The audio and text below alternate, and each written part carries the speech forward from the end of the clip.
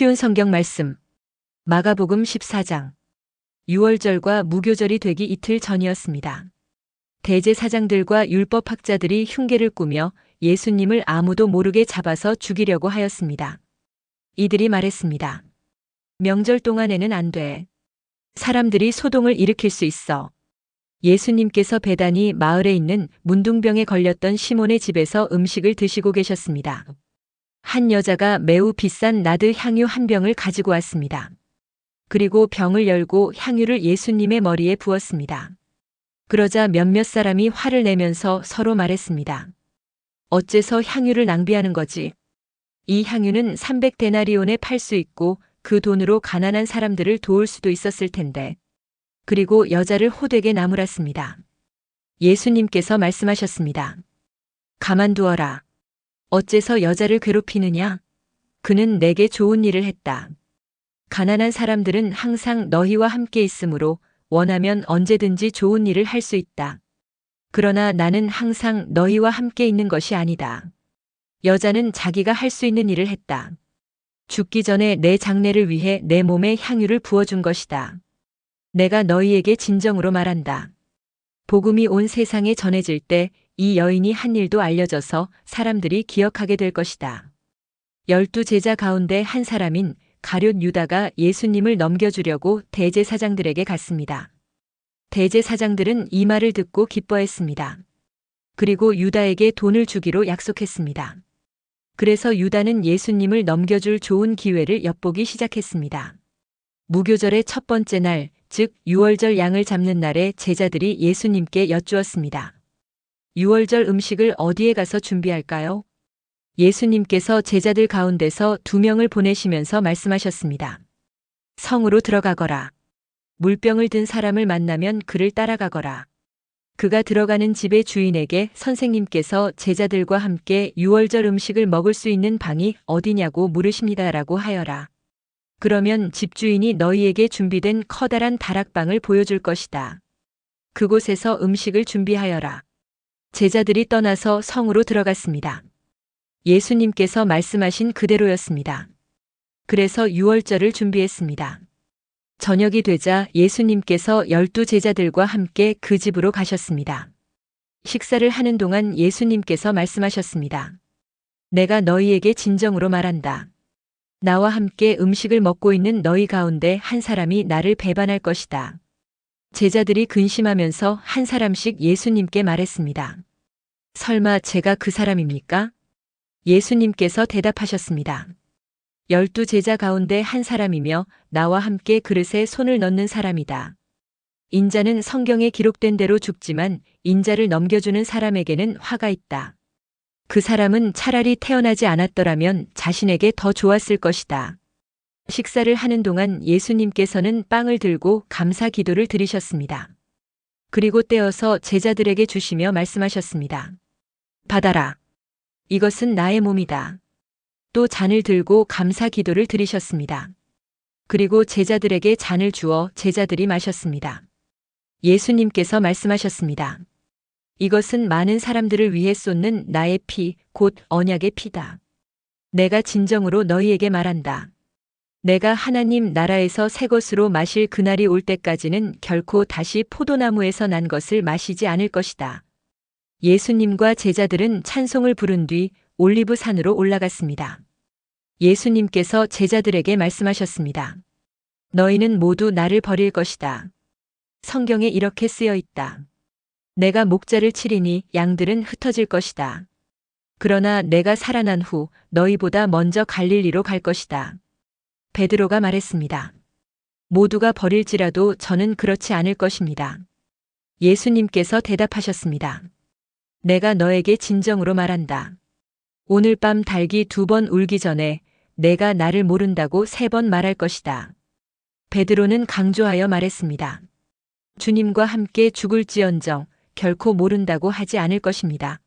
다른 모든 제자들도 같은 말을 했습니다.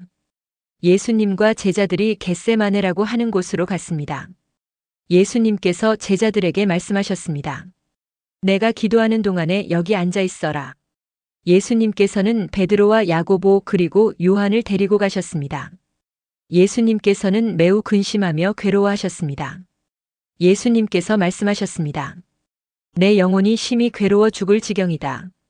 여기서 머무르면서 깨어 있어라. 예수님께서 조금 더 가셔서 땅에 엎드리셨습니다.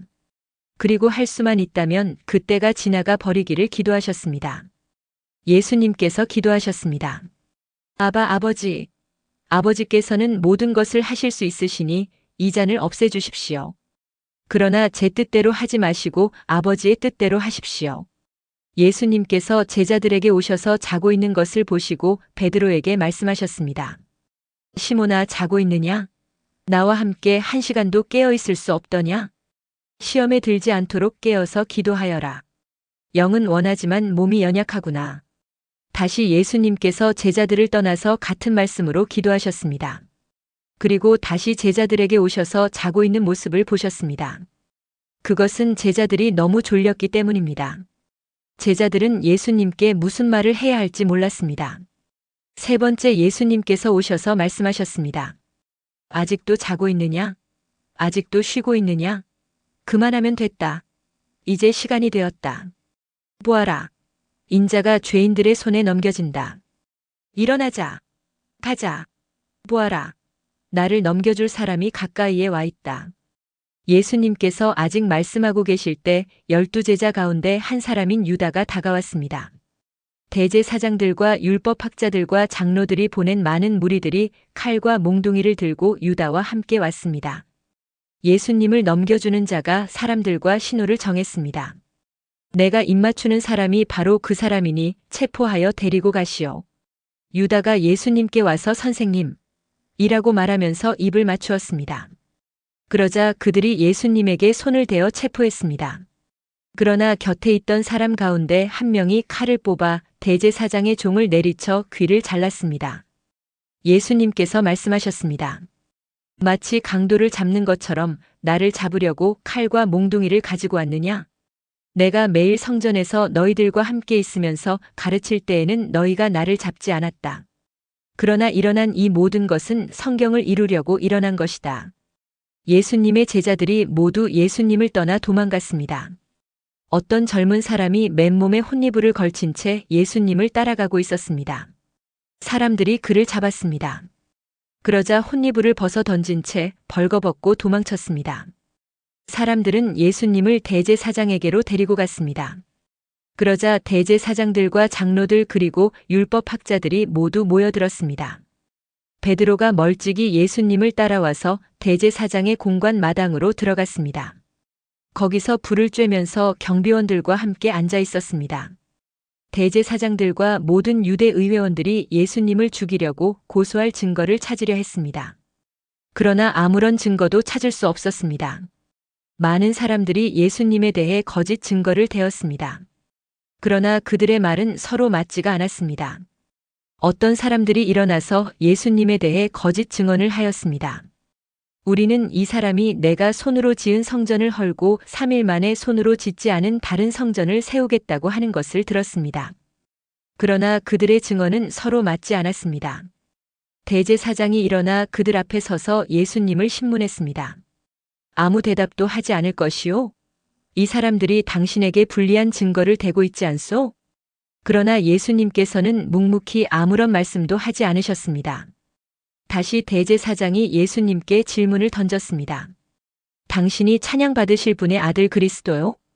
예수님께서 대답하셨습니다. 그렇다. 인자가 전능하신 분의 오른쪽에 앉아 있는 것과 하늘에서 구름을 타고 오는 것을 볼 것이다.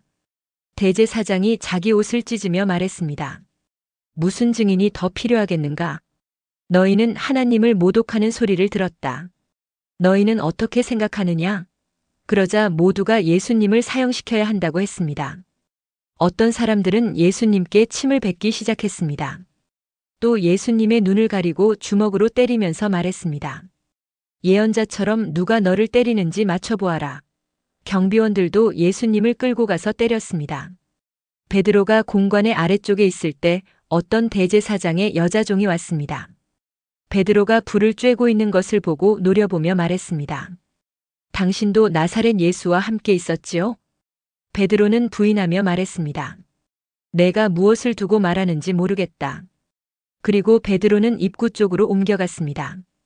그때 닭이 울었습니다.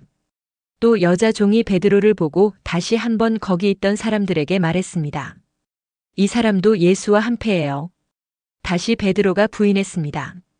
잠시 후에 거기 있던 사람들이 베드로에게 말했습니다. 확실히 당신은 예수와 한패요. 당신은 갈릴리 사람이니까. 베드로는 저주하며 맹세하였습니다. 당신들이 말하는 사람이 누구인지 나는 모르오. 그러자 닭이 두 번째 울었습니다. 베드로는 예수님께서 자기에게 닭이 두 번 울기 전에 내가 나를 세 번이나 모른다고 할 것이다라고 한 말씀이 기억났습니다. 그래서 엎드려서 울었습니다. 오늘도 은혜 넘치는 하루 되시길 기도드립니다.